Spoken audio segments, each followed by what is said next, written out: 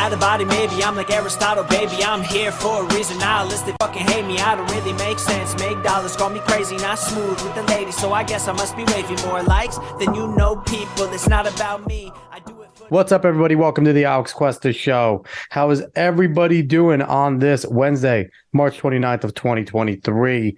If you could tell, we got something special going on here. We got something fun going on.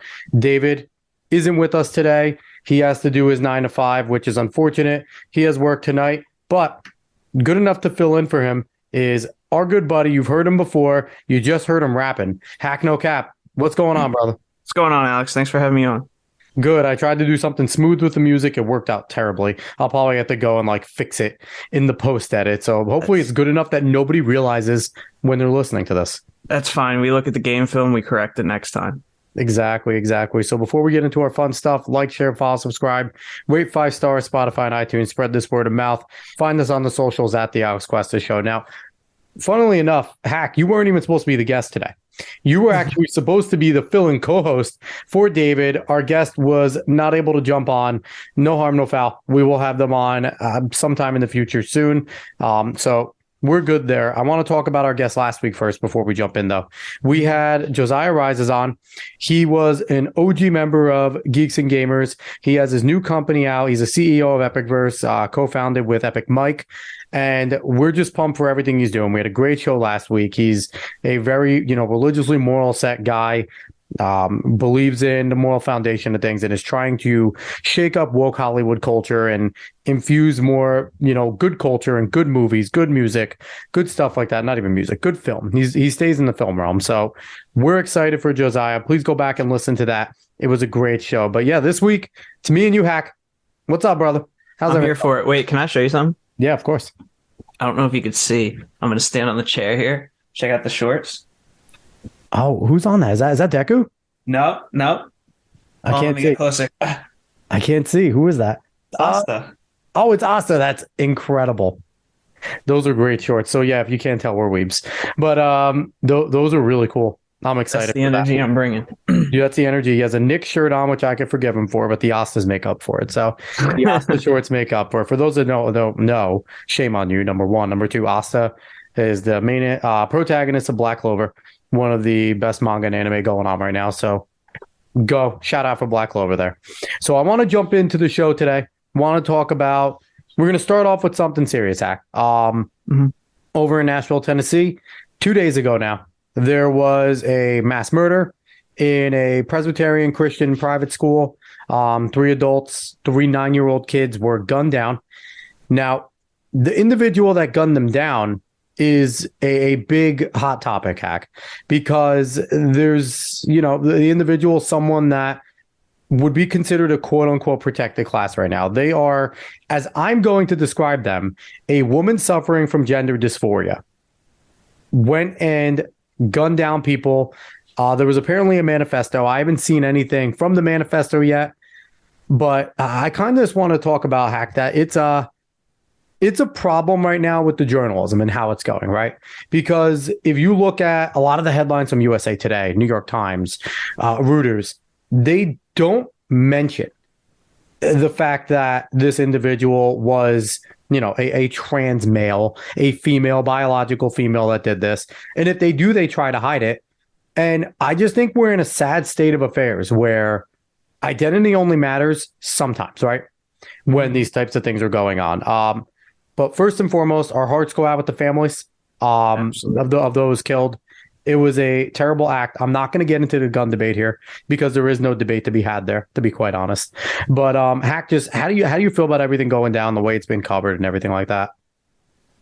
First off, yeah, thoughts and prayers out to all the families affected, and whether it's gun control, we need more guns. That shouldn't really matter right now. The fact is, we need to stop what's happening in this country, and we should put a lot of our resources to protecting our own.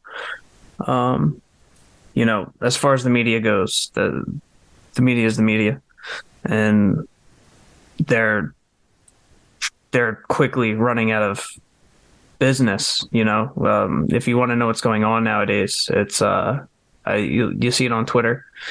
see it on Facebook first. You know, whenever I'm watching the news, they try to hook you, and we'll tell you more right after this commercial break. And I just open up Twitter and turn off the TV.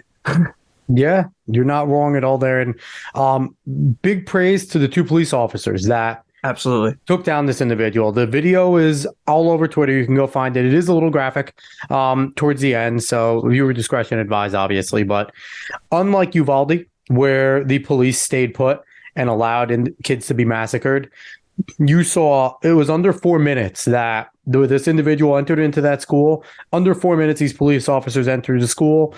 And if you watch it, they were very organized in the way they did it. Their training kicked in, and they went and they took out this individual. And it was no one's going to complain about this shot. Actually, maybe there are people that will complain because unfortunately, there's another part of this hack, and it's a lot of mainstream media doing this. They're trying to make the murderer the victim. They're really portraying this murder as the victim of society and this types of things. And, and I understand, like, this is a mental health thing, right? A lot of these people that do this type of stuff, they're fucked up in the head. They have issues. And, I can understand having an empathetic side of it, right? Like, they're killers. They're not great people and this and that. But we have a mental health problem in this country. So there is a slight empathetic side that if this person was truly struggling with this type of stuff, now there's a lot of things that are going on that are causing this. But I can understand having a potential slight hint of that, right? In the thing, like, this is the main thing. They're a murderer. They had this issue, but that should be a paragraph. That should not be a whole article. You know what I mean? So I take issue with the framing of that. And we saw this with the Boston bombers that, they became freaking heartthrobs. We see this with certain types of individuals. And that kind of grinds my gears more than anything. The shitty coverage of whether or not telling their identity is whatever, trying to make them out as a victim, to me, pisses me off. Then we're not focusing on these 6 individuals dead, the 3 9-year-old kids that were killed. And they're an afterthought in these types of articles, and that frustrates me. I mean, I think this is where my lack of consumption of media comes into play. I've watched very little news. I get a majority of my information from all sides, and I make my own opinion based off that. So I haven't really seen too much of the empathetic side to the evil person committing an evil deed. Yep. And I don't empathize at all. There's help out there, and you should never hurt another person. It's just how I was raised. It was how, if you have an issue, you're not alone, but you deal with it, and you do your best not to hurt others in that process. So I don't empathize, but at the same time, I think a discussion needs to be had. Mental health is a huge topic that people don't talk about. They're afraid to talk about. And I think if we were more open about it, a lot more things would get done. Agreed. Yeah, certainly. I want to close this out by saying, there's a lot of things going on out there, and a lot of the articles are being written, and these Christian individuals are an afterthought, right? And this is pissing off a lot of Christians. And I just have to say to any of my Christian brothers and sisters out there, do not take the bait for the narrative that they're laying down. They would like nothing more than to see a bunch of angry, violent Christians go out there right now, because there's already a big demonization of the Christians and the things that go on. Like it's out there. Well, don't give it to them. Don't do it. Yeah. Go in peace. There is righteous indignation. There is righteous anger. This is not the time. I'm telling you right now, pray for your brothers and sisters. Don't fall into this trap, because these types of things that go on, this is a trap. So don't fall into it. There are better ways to fight than being violent right now. Well, and it also goes in practice what you preach. Yeah. I set very high standards for the way I live my life and the way I treat people. And I never let my anger boil over. I'm a pretty calm person for the most part. But it's doing the right thing when no one's looking. And I feel like if you live and you just try to make the world around you better, then and yelling at somebody and causing violence is not making the world better. So if you want change, there are ways around it. You can do what Hack does, making good songs, creating culture.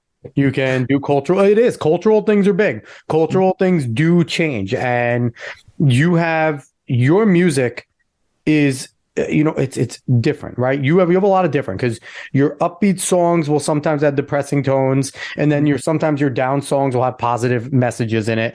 And it's not something that's new to the music world, but I think you do it really well. And there's more people like you that can be creating culture. You can write a book, you can make poetry, you can do good things like that. You can do a podcast like we do. So there is a way to affect change in a positive manner without doing violent things. Well, that's what it's all about. If you think I'm in this just to make money and flex on people, you're 100% wrong. I work for free. My main goal, and I told my parents, I will make a difference in this world.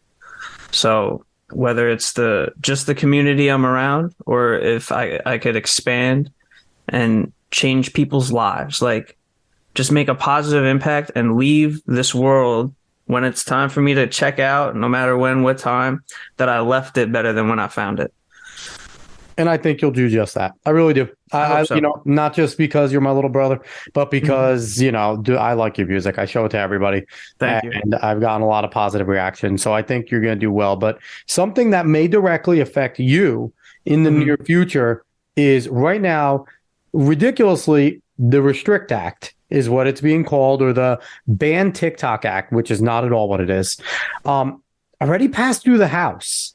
Yeah. And it is now in the Senate.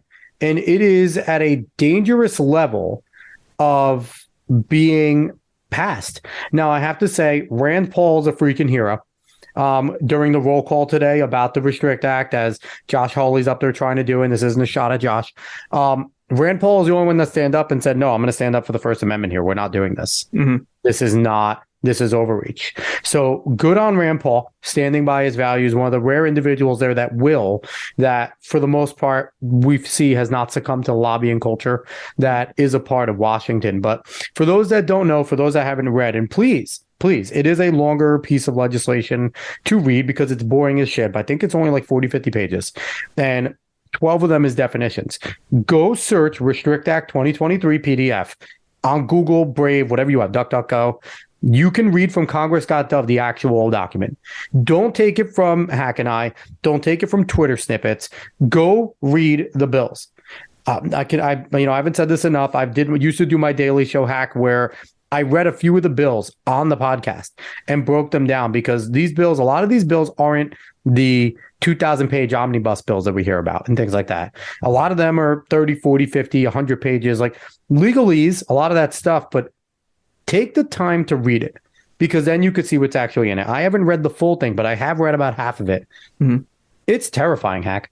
Yeah. The bill is terrifying. I mean, we say that the first 12 pages are definitions. I encourage everybody to read those definitions, because once you read the definitions and you can figure out what the bill is saying, you understand that these definitions that they're using to define certain terminology is extremely loose. Yes.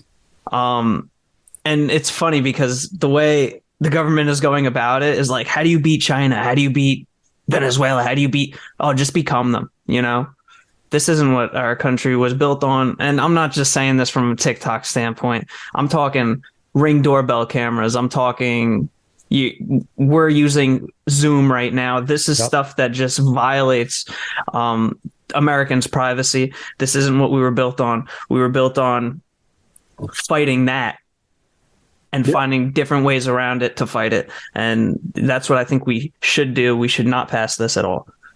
So I'm going to read a snippet of the bill, and this is an important part. It's the beginning of Section 3. Mm-hmm. It's addressing information communication, and this is kind of what lays out the powers right away. The rest of the bill is kind of detailing the powers. This is what lays it out. Now, you're going to hear some things. Quite literally, they're forming a Soviet. And for those that don't know, a Soviet is a council.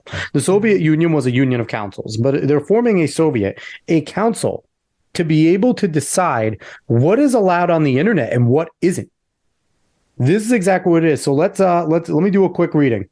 The secretary, in consultation with the relevant executive department of agency heads, is authorized to and shall take action to identify, deter, disrupt, prevent, prohibit, investigate, or otherwise mitigate, including by negotiating, entering into, or imposing and enforcing any mitigation measures to address any risk arising from any covered transaction by any person or with respect to any property subject to jurisdiction of the United States that the secretary determines, 1, poses an undue or unacceptable risk of A, sabotage or subversion of the design, integrity, manufacturing, production, distribution, installation, operation, or maintenance of information and communications technology products that services in the United States. So I'll just real quick right there. They're giving the Secretary of Commerce. Now, Secretary of Commerce is the one that has this power. They're giving the Secretary of Commerce the power to make a determination to open up a file on something that they deem is a sabotage or subversion. It is a completely subjective thing. Number one, that's that first part. And so any services, products or services that go into the United States. B, catastrophic effects on security or resilience of the critical infrastructure or digital economy of the United States. That could be anything. That could be anything. If the Secretary of Commerce deems that your words could determine that. So if you're an influential person on Twitter and what you're saying may have a big issue that would cause the United States in the digital space, you could be eliminated. Now, I know it doesn't seem like a big thing. There are a lot of people that make their whole livings on the internet now. This is quite literally challenging livelihoods. So we'll continue real quick. C, interfering in or altering the result or of a reported, interfering in or altering the result or reported result of a federal election as determined in coordination with the Attorney General, the Director of National Intelligence, the Secretary of Treasury, and the Federal Election Commission. Right there. That's huge. You can't criticize elections at all. You can't be critical of them. That right there is putting the kibosh on anyone that did the Stop the Steal, which again, I'm not 100% in lockstep with the Stop the Steal people, but they have the right to say it. And this could also extend to any congressmen that are on the internet doing it. The secretary could take action against them on their digital platform. And again, coercive or criminal activities by foreign adversaries that are designed to undermine democratic processes and institutions or steer policy and regulatory decisions in favor of the strategic objectives of foreign adversaries to the detriment of national security of the United States, as determined in coordination with the Attorney General, Director of National Intelligence, Secretary of Treasury, and Federal Election Commissions. And the last thing is, otherwise poses an undue or unacceptable risk to the national security of the United States and the safety of United States persons. That is an extremely vague set of powers. And what it is saying is the Secretary of Commerce can eliminate you from the space of internet, period. Just because. Big brother. Seriously, big brother. And also, they're framing it as TikTok. That extends to all social media platforms, not just the people, the platforms. And if you think it's going to stop their hack, it's not. No. What about the New York Post when they had the Hunter Biden story? You think under this that they're not going to eliminate the New York Post online completely and totally? Take away their whole website? It's so short-sighted. And I think one of my main issues is you're leaving it to a bunch of the appointed bureaucrats by the current president. And not to mention, if you watch that hearing with TikTok, these motherfuckers don't know what they're talking about. There were like Nothing. 3 good questions, and 2 of them were by Dan Crenshaw, who actually seems in tune with like society and technology. Yeah, and I'm not a fan of Dan Crenshaw, but he did have the best questions there, and which is sad because Dan Crenshaw should not be giving the best questions. But it's just, and I think my biggest issue is it really all depends on the regime that's there, right? The administration at the time that is going to now determine what is acceptable information on the internet. Everyone freaked out when Joe Biden tried to make that disinformation board, right? That was a huge deal. You can't do what is this? This is a disinformation board, but instead of putting it through an executive order, you're fooling a bunch of morons. Not even fooling. The Uniparty is going with this. I think there was maybe like 40 Republicans that voted against this in the House. I don't see many voting against it in the Senate. This is probably a bill that's going to pass. And it's embarrassing because it affects all of us. It affects us here because I put this out on the internet. It affects you with your music because now you can't say certain things in a song if it's offensive. Yeah, and I mean, let's get this straight. This isn't because there are a bunch of teenagers dancing on TikTok. No. This is to silence the people. This is to silence anyone questioning your authority. Mm-hmm. This is scary stuff. This could very well be the beginning of the downfall of our country, what we stand for, what we represent. We're allowed to say what we want as long as we're not inciting anybody, calling people to action. And, you know, this is being framed as because TikTok is bad, right? They are a CCP company. They do collect data. It does get funneled back to the CCP. And there are some very important people that are on these social media platforms. So that is a legitimate, could be a national security threat. Absolutely. The problem is Section 230 protects these platforms so that they can't be punished as publishers. So anything on their platforms, they are protected by. Now, there is an argument to be said that they are publishers when they start taking away and, you know, banning people for certain things that they disagree with. That is what a publisher does. They're allowed to put on and take off what's on their platforms. This is not a way to correct Section 230. Giving the power to bureaucrats in the government to determine what is acceptable speech is not a good way to do this. This is the absolute last way you want to do it, because honestly, this gets passed. Hack, do we have elections anymore? Because you can't voice against the current party in power, because then it's damaging the United States security. So you know what? We're gonna take that off the internet. No one's gonna hear it. Exactly. And it's not even that too, because you have to think Fox News sucks. Mm-hmm. Fox News gets a lot of shit, but Fox News is not a very right-leaning organization. They're not. No, they're all ran by the left. That's going to be the only one left. That'll be the only source left. You're not all the podcasts and then all the podcasts on the right that are successful. You're not going to hear them anymore. Mm-hmm. They're going to be gone. And this is not only going to stay on, TikTok is a form on your phone. It is an app. Mm-hmm. This is going to extend to all the apps. This will be an app-wide thing. So goodbye if you want to make a pirate radio app that would be against the man or anything like that. This is going to be something where it force lockstep. This is a very modern-day Maoist type of thing where only the propaganda that's allowed of the time will be allowed to be spoken. Anyone saying anything against them will be shut up and possibly disappeared. I think it's really, that's an extreme thing, but it wouldn't surprise me, Hack, because who's going to tell? Who can tell? Because if you try to tell, it's a threat to national security, so they'll take it off anyway. Exactly. It's scary. It's scary stuff. And there's a lot of scary shit going on with OpenAI saying they think AGI is going to be here by December. Like, fuck you, OpenAI. Stop it.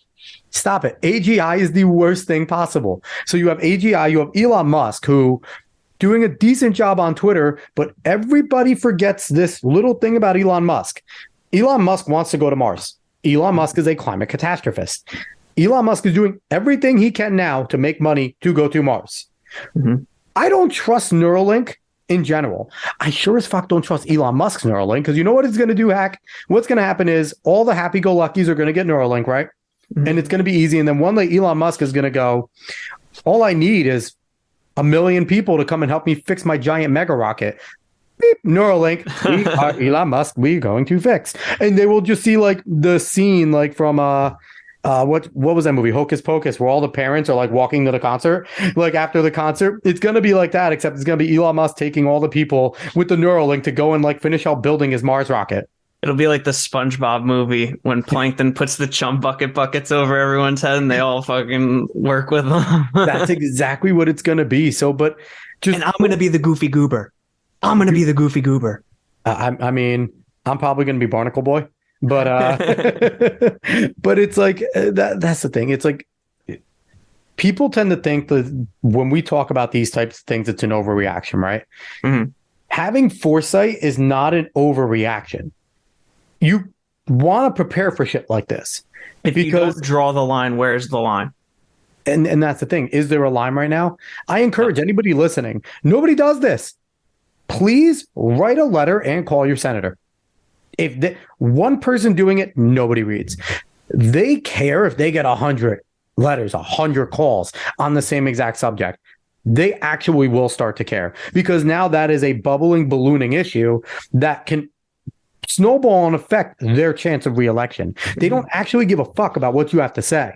They care that it might affect their reelection.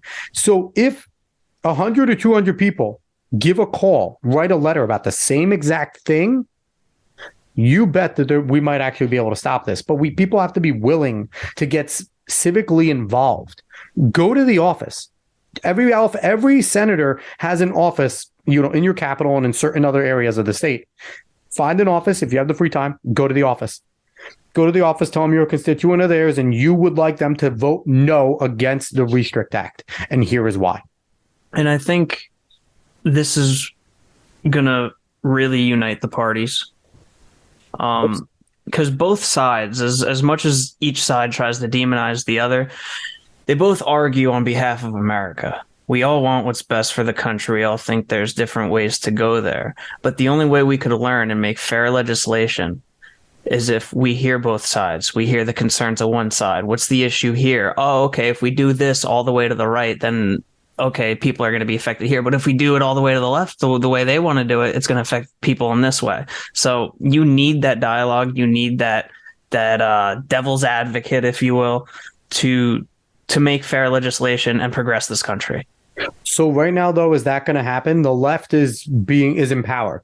They have one chamber of the House. They have the presidency, and the rhetoric is terrible right now. Hack. There is no talking. Like, I am happy on Twitter when I get a civil debate, semi-debate with an individual. That makes me happy, and I thank them for having pleasant candor. But that doesn't happen. It's all a screaming match because anyone that pays attention is probably on Twitter. Mm-hmm. So they do live in that echo chamber, and that echo chamber is fuck the other side. They're all Nazis. And this is both sides saying this. They're all Nazis. They're all trying to kill people. They hate the country. They're trying to destroy it. And I feel like I agree with you. We need that rhetoric from both sides, right? Yeah, and I think I think this is a great place to start. I think both sides agree with what this country was built on. And the First Amendment is what makes this country the greatest country in the world. There's no other country that has a First Amendment. No, there isn't. And yeah, so it's a difficult topic. I hope you're right. I hope we can come together. The only people I want to leave out are the leftists. You're Marxists. Get the fuck out of here. We don't want any of you Marxists. I don't want your opinions. I know your opinions. I've read probably more of your shit than you even have, than what you know. I know it. Go away. I don't want you can speak. You have the right to speak. I don't want to hear it. Yeah, but either way, even if you do get into a debate with somebody who happens to have a different belief than you, it is important to understand that you both want what's best for the country. It's just different means of getting there. You're a nice guy. I tend to not be as nice anymore, but you are a nice chap. So we're going to jump in to something that's actually pleasant, though. We're not going to be angry anymore. We're going to be happy. Hack. The Jets all but have Aaron Rodgers as their quarterback. So close. I mean, I think the last time we had you on, it was a possibility, I think, at that point. It was a possibility that Rodgers will be coming. I think we talked a little bit about it. But officially went on the Pat McAfee show, and it was like, I want to play for the New York Jets. Now, they're in a holdup for compensation. It seems like the Packers want the Jets number one, the first round pick. Joe Douglas is a dog and is telling him to kick rocks. It seems like now Woody Johnson coming out and making stupid statements doesn't help. Coming in saying, "Oh, I think we're all anxious." Like, shut the fuck up, Woody. Let Joe do his job. But I think, we are the Jets, so we got to keep our fingers crossed. That's the thing. This kind of shit doesn't happen to any other team but the New York Jets. And it's funny because the Packers think they have the leverage and the Jets think they have the leverage. And it's just a pissing match. And it's going to happen. We know it's going to happen. And if it doesn't, I don't know. I don't know what to do. But if it does happen, you got to set your expectations to Super Bowl. Super Bowl. It's Super Bowl or bust. You got 2 years with this guy. Yeah. And you're bringing in talent, Alan Lazard. We're hopefully going to sign that center out of Tennessee. Yep. Odell wants to play with Aaron Rodgers. We have a stacked wide receiver. And Hardman just came over. Absolutely. We have a return threat, a deep threat, a solid medium to short range route runner. Yep. And he's got burners. So I think Mecole could really thrive in New York, where, he's always had, Pat Mahomes throwing to him. And when he did get a chance to shine, Tyreek Hill was on his team for the most part. So I think he could really be his own Tyreek Hill. And I'm not going to compare him to Tyreek Hill, but I think he could really set the world ablaze. Yeah, they have everything in place to be like, a perfect team in a way, because Garrett Wilson is a bona fide number one. He's going to be a top 5 receiving threat in the NFL this year. Like, he was the offensive rookie of the year for a reason, ahead of some really good guys that had some really good performances last year in his own position. Quarterbacks. Yeah, with 3 different quarterbacks and only one functional on Mike White. So let's mind you, only one truly functional quarterback, because Flacco had good numbers. They were in shit time and he was throwing the ball 50 times. Yes. So it wasn't ideal. So Garrett Wilson's going to be good. You have Lazard, and if OBJ comes over, they're kind of going to take turns over who's the number 2, I think, every game. Because I think either of them can have that type of burst explosion of who gets what. And then you have a guy like Hardman underneath who's going to run a lot of the gadget plays that we've seen in the NFL, but he's also going to be a very good underneath guy. And I'm just excited because we have 2 really good tight ends, and Rucker could take a step up. We have the best running back in the division and one of the best running backs in the NFL, and Breece Hall, when he returns. This team is set up to be good. Now, they just have whoever is under center, whether it's Rodgers or not, we got to protect them. And right now, Joe Douglas doing a nice job to get some depth meat, but we need some starters. Vera Tucker is going to come back, and I think he's going to be fine. Yeah. Dwayne Brown is still there. He's still there. As of now, he's still our starting left tackle. There's nothing else. Like, what else are you going to say? He's still the starting left tackle. Outside of that, we got to fill in a lot of gaps there. I mean, we'll see what Mackay has. We'll see what he's working super hard. I feel like his mentality really changed this last year. He's got super slim. He is one more diet week away from being a tight end. So I'm excited. The picture that he just put out with him, Naganu, and Schwarzenegger, where Schwarzenegger is the smallest guy between Naganu and Mackay, is incredible. Yeah, because Arnold Schwarzenegger is an absolute ox, and it's sad because I don't consider Laken Tomlinson a starter. I know he's getting paid starter money, but we got to find a replacement for Laken Tomlinson. He made McGovern and Dwayne Brown look significantly worse than they were last year. Because he was just awful. And it's sad because he has the right mentality. He's a very positive guy. Anybody that watched one Jets drive probably really likes Laken Tomlinson because he's a great personality. And not even that. Play better. He played like shit this year, but the year before he was lights out. I mean, so this is, I think, the make or break year. You got to give him a chance. Yeah, I do want to give him a chance, but it's got to be a short leash. Yeah. Because you got to protect Aaron Rodgers if he's there. Oh, absolutely. Whoever it is. And again, whoever it is, because I'm not counting my chickens. Rodgers wants to play. And you talk about leverage. The Green Bay has no leverage, okay? What are you going to do? Pay the guy $60 million to sit on the bench? Because he's not going to retire. Aaron Rodgers won't retire. He just won't play for you, and he'll sit on the bench, and you'll pay him $60 million. And you don't want that PR. You don't want this divorce to be that bad. It already seems like it's going to be a little messy, but you're getting him out of conference. And just make the deal. Stop being set on the number 13. You're not going to get it. Just take the 2 seconds we have and be happy. Like, that's it. And maybe get a conditional, like, listen, do the conditional. So the Jets go to a Super Bowl, next year's will be a first. Like, I think that's fair. I think that's fair, but I'm a Jets fan, so I'm biased. So who has been your favorite addition that we've gotten so far? I mean, I'm counting my chickens. It's Aaron Rodgers. I already changed some passwords to include the number 12 in it. So I'm dead set on Aaron Rodgers. I like Alan Lazard. I think the Chuck Clark addition through the trade with the Ravens is huge to get a competent safety to go along with our already dominant defense. I'd like to see us pick up a D tackle. I wouldn't be surprised if we go D tackle with the 13. People are all saying, oh, offensive linemen, protect Aaron Rodgers, but we're sweating to get people at that DT position. Kind of sad to see Calais Campbell go to a 1-year deal to Atlanta. I really wanted Calais Campbell. I thought he was really good next to Quentin down there. Yeah. I mean, the thing is, he's a DN for the most part, but you could run him in the middle. He's a big guy, big body. It's unfortunate, but I trust Joe Douglas with my life. He will find somebody, and we need to establish that 10 defensive lineman rotation again that we had last year, Yep. where we were just kind of rotating guys. Quinnen was kind of like that statue who didn't really have to come out. He came out sometimes, but what the Jets did last year was what no teams do in the NFL, and that's keep 10 defensive linemen on the roster. It's what the Eagles championship team did, exactly what they did. So I hope we keep that formula. We got a defense giving up 18 points a game, and got better. If you look at if you look at Aaron Rodgers' record with when their team gave up 18 or less than 18 points a game, it's like 40 something and 3. Yeah, I mean, and we can even talk about the defense a little too, because there's so much to be said about just having Sauce Gardner coming back for another year with DJ Reed and Michael Carter Jr., Michael Carter III, that does not get enough credit. And you get these rookie as a slot guy. Yeah, and you get these rookie guys like Sauce. You know, we saw them with not a full NFL offseason workout program. Yep. So that big jump could really happen from that first to second year. I don't think we've seen the best of Sauce Gardner, which is wild.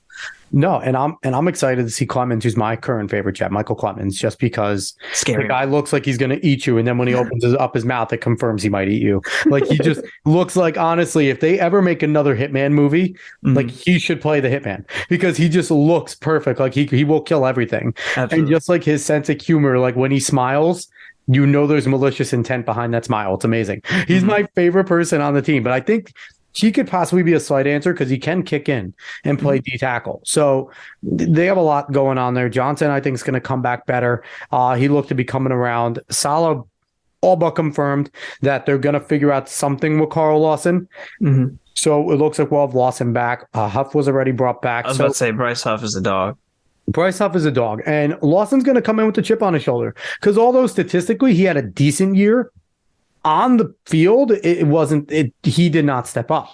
He didn't do his job. A lot of his contributions is QB pressures, and he's always going to have a lot of QB pressures. It's just, I think the Jets expected him to really up that sack number, which he didn't, unfortunately. But, you know, another year in the system, more guys, better rotation. They're only going to get better. Now, are you at all concerned about our linebackers? Quincy got re-signed. CJ's obviously back. They haven't re-signed Quan Alexander yet, which I really want them to bring Quan back. But at the same time, that was easily the weak. Outside of our safeties, our safety play was bad, but our linebacker play wasn't fantastic outside of CJ. Quincy was up and down. Quan laid big hits, but in coverage, he was a little bit of a liability at times. Would you like to see an upgrade? As much as we all love the boom that Quan Alexander brought, he was kind of the type of guy, the skinny linebacker that Robert Saleh wants. Mm-hmm. Do you want to see an upgrade at that position? You know, I think what we have right now, or what we had last year, if it ain't broke, don't fix it. You know, players are going to make mistakes, and certain players aren't going to be as good as other players. But if you have something good, bring it back. And then bring in a younger guy or bring in somebody else to challenge them. You know, and I kind of want to close out on this a little bit. Joe Douglas is trying to trade Braden Mann. If he can trade a punter, put a freaking statue up of this man. If he can get anything for a punter, I would be ecstatic. We need a statue at MetLife if he trades a punter.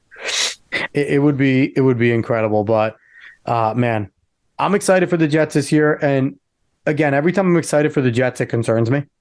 I got excited for the Jets last year, but during that run, and it was scary. But this is the first time where last year we were excited because we had so much young talent, but it was like a nervous excitement because we didn't really know what this talent was capable of. Now we know what this talent is capable of, and we know the talent we are bringing in to the organization. So it is genuine excitement for the season, genuine excitement for the future, and genuine excitement for a possible deep playoff run. So it's interesting too, because a lot of people are making the parallel to when Brett Favre came over to the Jets. And I remember you guys, I don't know, how old were you when Brett Favre came over? You had to be pretty young. You obviously knew what was going on, but like young, like I was. Yeah, I might have been 11, 13, maybe. Yeah. I'm trying to think. I remember buying that Madden, which had Brett Favre in the Green Bay uniform. And it came with the paper. Well, I had it before the paper.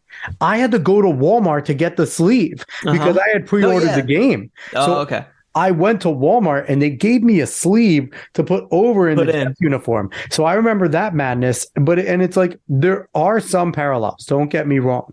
And the excitement level, I think, has to be where the parallel is. Because when the Jets got Brett Favre, he's similar to where Aaron Rodgers was. He was definitely entering the twilight, but obviously could still play. And it showed because the Jets were the best team in football that year until he tore his shoulder and didn't tell anybody and decided to fuck the Jets over for his streak. But it was a great run until 8-3. And they were great. They had just beaten the Tennessee Titans, the best team in football. Leon Washington was the most exciting player in football, and the wheels fell off. So it's like I'm always cautiously optimistic when it comes to the Jets and good things happening. Because yes, it always feels different. Arguably, we could have one of the best draft classes in the history of football if all the guys pan out the way they're looking like they should. But at the same time, we are the New York Football Jets. The football gods hate us. They do not give us nice things. And I mean, just look at Zach Wilson. Well, ceremonial. The unretirement of the number 12 when Aaron Rodgers comes, that will mark the turning point in Jets luck history. We'll have a top 5 quarterback in the league who will get roughing the passer calls. We were victims of I don't think he will. He's wearing the Jets uniform. See, that's the thing. Will.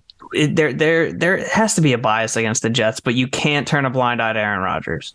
There's a bias against any team that's supposed to be bad.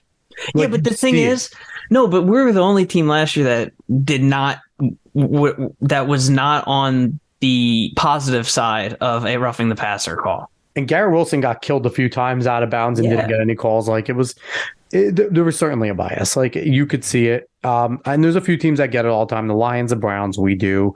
That just like, even when we're good and you get the whole entire you made a good play flag. Like that happens. That's a real thing. And they just call holding somewhere in like the back corner of the end zone when we had the ball at the other team's 5. Like they do some dumb shit calls and it happens. But I'm looking at you, Corey Davis. Damn it, Corey Davis. I don't think Corey Davis is on this roster much longer. And I don't mind Corey Davis. I think Denzel Mims could do what Corey Davis does. Yeah. So I'm okay if we want to get rid of him. And there we go. Take Corey Davis, take 2 second-round picks, go away, Green Bay. Give us Rodgers now. I'm with that. I think I am too. But I'm also with the fact that, Hack, I appreciate you jumping on the show as always, brother, coming in, filling in, and being the awesome dude that you are. Absolutely. I'm blessed to have a friend like you. And, I'm always down to jump in when I can. Yeah, this was great. We touched on some really good topics. We will be back as always next week. David won't be with us next week. We'll have another guest host. We will have a guest. I'm not telling anybody who any of them are. You got to come back to see it. We're like Hack said, we're that stupid news station where it's like, we're going to tell you something. Come back in 5 minutes after the commercial. And you can't find this answer on Twitter. No, but go find us on Twitter. Go search the Alex Cuesta Show, and you will find us on all social media. Like, share, follow, subscribe, rate 5 stars. Spread this word of mouth. And we are going to jump out, as we always do in Hack Is, playing a little bit of some HACKnoCAP music. So enjoy this. And that song in the beginning was unreleased. This song is also unreleased. So new project in May. Yeah, buddy. HACKnoCAP. Thanks, brother. Thank you.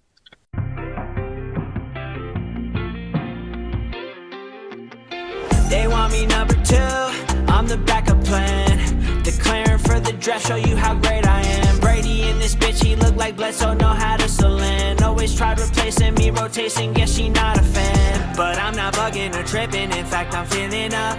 I'm running around my whole town for hours, got stamina. And when those thoughts creeping, they tell me that I'm not enough. I got friends who are there for me and they pick me up, so don't mind checking up on